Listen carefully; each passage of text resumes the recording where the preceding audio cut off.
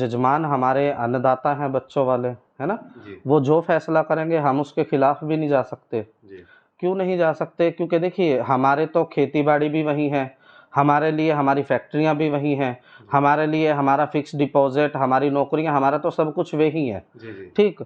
और लेकिन मेरा कहना ये है कि जो मेरे दाता जजमान जो कर रहा है हम उसका विरोध भी नहीं करते, लेकिन कम से कम मेरा कहना ये है कि मानते हैं कि किन्नरों ने, कुछ किन्नरों ने कहीं पे गलत किया होगा। जी हम ये नहीं कहते कि किन्नरों ने नहीं किया होगा, किन्नरों के अंदर भी जब हम समाज शब्द का इस्तेमाल करते हैं, किन्नर समाज, जी जहाँ पे हम समाज शब्द का इस्तेमाल करते हैं तो हमें ये समझना चाहिए कि उसके अंदर 50, 100 से ज़्यादा लोग या 1000 से ज़्यादा लोग शामिल होंगे।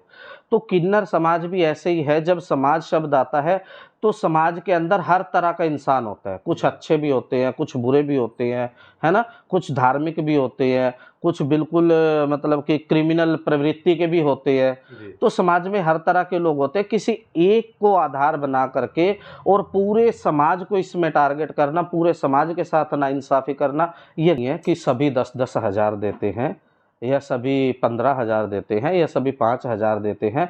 हम गांव देहात में जाते हैं, कई लोग ऐसे भी होते हैं जिनके घरों में 10-10 साल के बच्चे हो गए, 15 साल के बच्चे हो गए, आज तक उन्होंने उनसे हमें 1 रुपया बधाई नसीब नहीं हुआ। जी सभी 500 देने वाले भी नहीं हैं, सभी 1000 देने वाले भी नहीं हैं। कई लोग ऐसे हैं जिनके घर में आटा खाने को नहीं है, वो 100 भी नहीं दे सकते, जी जी है ना। और कई ऐसे हैं जिनसे अगर 5,000 भी लो तो वो भी कम है। जी ऐसे ऐसे अन्नदाता, ऐसे ऐसे धनवान भी बैठे हैं। तो एक ही तकड़ी में सबको तोलना, ये कहीं न कहीं मुझे लगता है कि सही नहीं है।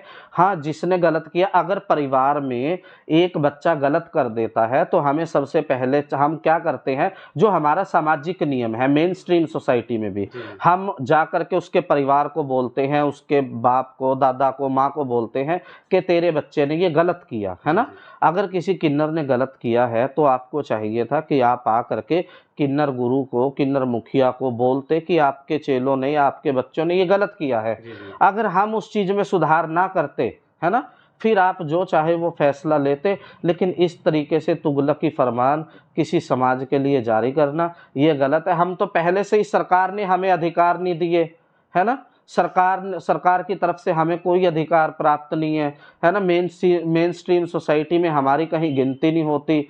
मिलजुल करके सिर्फ एक ये बधाई का हमारा जरिया है जिससे हम रोजी रोटी अपना पेट भरते हैं। और उस पे भी अगर आप ऐसे करोगे तो देखिए फिर हमारा तो कोई जोर नहीं। हम तो सिर्फ भगवान के आगे अरदास कर सकते हैं, इससे ज़्यादा हम करें भी क्या। बात को एक ही तकड़ी में तोलता है। जी जी जैसे हमारे मेन स्ट्रीम समाज के अंदर हमारी जो मतलब कि क्या, मेन स्ट्रीम सोसाइटी हम बोल सकते हैं जी उसको, जी है ना। जो ये मेन स्ट्रीम सोसाइटी है, जब इसके अंदर सभी तरह के लोग मौजूद हैं, कोई मतलब कि कोई चोरी करता है तो कोई धार्मिक बंदा भी है। किन्नर समाज के अंदर भी ऐसे ही लोग हैं। किन्नर समाज है, इसके अंदर कोई चोर है, कोई मतलब कि अच्छा है, कोई बुरा है। अगर किसी ने टोल टैक्स कोई मांगता है या कोई ट्रेन मांगता है या किसी ने कुछ गलत किया तो उसके लिए पूरा किन्नर समाज कैसे जिम्मेदार हो सकता है।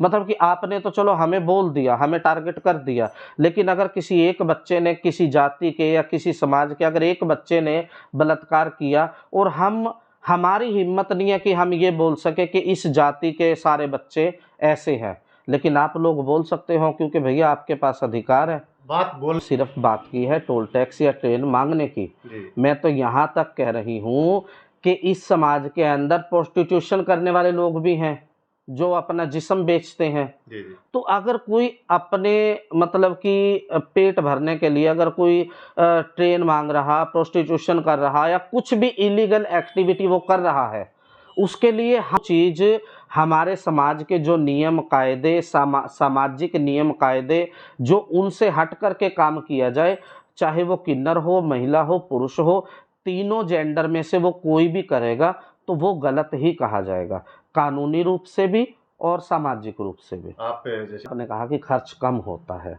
लेकिन आप अगर हमारे खर्चों का अंदाज़ा लगाएंगे, यहाँ पे मैं जींद ज़िले में बैठ कर के मैं मतलब कि आप लोगों से बात कर रही हूँ जुलाना के अंदर। तो यहाँ पे आप देखिए, जो यहाँ पे ये मीनू महंत जी बैठी हैं जी मेरे जी साथ, इनकी अपनी संस्था है। मेरा हाथ जरूरतमंद के साथ, जी बिल्कुल। रजिस्टर्ड संस्था है। भाई देख लो इनके मतलब कि जो बच्चे पढ़ने लिखने में एजुकेशन के हवाले से जो बच्चों के पास पढ़ाई का खर्चा नहीं होता, हम उनकी किताबों का खर्चा, उनकी वर्दी का खर्चा, उनकी सामाजिक जो ज़रूरतें हैं उनका खर्चा, हम ये सब टोटल उन बच्चों का खर्चा हम उठाते हैं। हमारे पास 65 बच्चे तो अकेले जुलाना तहसील के हैं। जींद ज़िले की हम बात करें तो जींद ज़िले के अंदर हमारी एक और संस्था है, वो भी रजिस्टर्ड है, मेरा हाथ अनाथ के साथ। वहाँ पे हमारा बेसिकली जो काम है वो है अनाथ बच्चों को लेकर के, जिन बच्चों का या तो पिता नहीं है या उस बच्चे की माँ नहीं है, तो उन बच्चों का भी हम टोटली पढ़ाई तक का खर्च, वो मतलब कि LKG UKG से लेकर के और हाई लेवल की जो पढ़ाई है वहाँ तक का टोटल खर्च हम उठाते हैं। इसके अलावा हमारी कोशिश ये है कि हमारी जो किन्नर समाज के जो बच्चे हैं जो एजुकेटेड हैं, मतलब कि जब वो शरीर छोड़ जाते हैं, उनकी फौतगी हो जाती है या मौत हो जाती है, तो क्या होता है कि वो जिस धर्म का वो फॉलोवर होता है उसके अनुसार ही उसका अंतिम संस्कार होता है। अगर वो मुस्लिम हो तो उसे कब्र दी जाती है, दफनाया जाता है इस्लाम के नियम कायदों के अनुसार। अगर वो हिंदू है तो उसका हिंदू धर्म के अनुसार क्रियाक्रम अंतिम संस्कार किया जाता है। अभी जनवरी में हमारी बड़ी माता निर्मला महंत जी का इंतकाल हो गया था, उनकी डेथ हो गई थी, तो बाकायदा ढोल नगाड़ों के साथ रथ वगैरह सजा करके उनका अंतिम संस्कार हिंदू धर्म के अनुसार हुआ। पूरे जींद जिले ने देखा और फिर बाद में उनकी अस्थियों को, जो हमने बड़ा मंदिर बना रखा है जींद के अंदर वीटा के सामने, हाँ वहाँ पे, तो वहाँ पे उनकी अस्थियों को स्थापित किया गया मंदिर के अंदर, उन समाधि दी गई अस्थियों को। संस्कार हिंदू धर्म से हुआ लेकिन बाद में समाधि भी दी गई।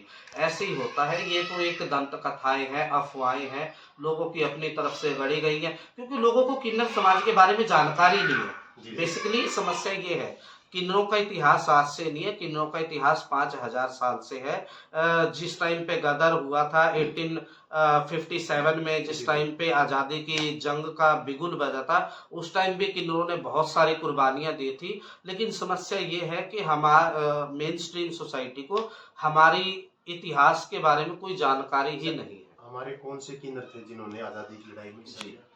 जब 1857 के अंदर जब मतलब कि आज़ादी का बिगुल बजा, तो उस टाइम पे क्या हुआ कि जो लोकल राजा थे, यहाँ के इंडिया के लोकल राजा थे किन्नर, क्योंकि ज्यादातर किन्नर आप देखोगे तो ये राजशाही किन्नर है, यानी कि वो किन्नर है जो राजाओं के दरबार में काम करते थे। तो जब ब्रिटिश इंडिया यहाँ पे आई, उसने आकर के यहाँ पे कब्जा किया और लोकल राजाओं के साथ उनका जब युद्ध चलता रहा, तो किन्नर क्या करते थे, क्योंकि किन्नर शुरू से ही या तो सैनिक होते थे या वो गुप्तचर होते थे, ये उनकी खासियत होती थी। हालांकि कुछ किन्नर हरम में भी रहते थे, अलग अलग जॉब करते थे, लेकिन ज्यादातर क्या करते थे कि या तो उनके पास गुप्तचर का विभाग होता था या फिर सैनिक का होता था। तो किन्नर क्या करते थे कि कभी महिला बन करके, कभी पुरुष बन करके ब्रिटिश की सेना में घुस जाते थे, वहां से CID लेकर के अपने लोकल राजाओं को देते थे। और कई बार ऐसा होता कि बहुत सारे किन्नर जो है वो ब्रिटिशर्स के द्वारा पकड़ लिए जाते थे, बाद में उनको शहीद कर दिया जाता था। ऐसा का नाम बताइए। और अपने जींद जिले के अंदर एक बड़े बुजुर्ग थे, हम अपने क्योंकि बड़े बुजुर्गों का नाम नहीं लेते, तो हमारे बड़े बुजुर्ग थे 1857 में, जिस टाइम पे यहाँ पे खोखरों का राज था, खोखर जाट होते थे, तो उस टाइम पे खोखरों का राज होता था।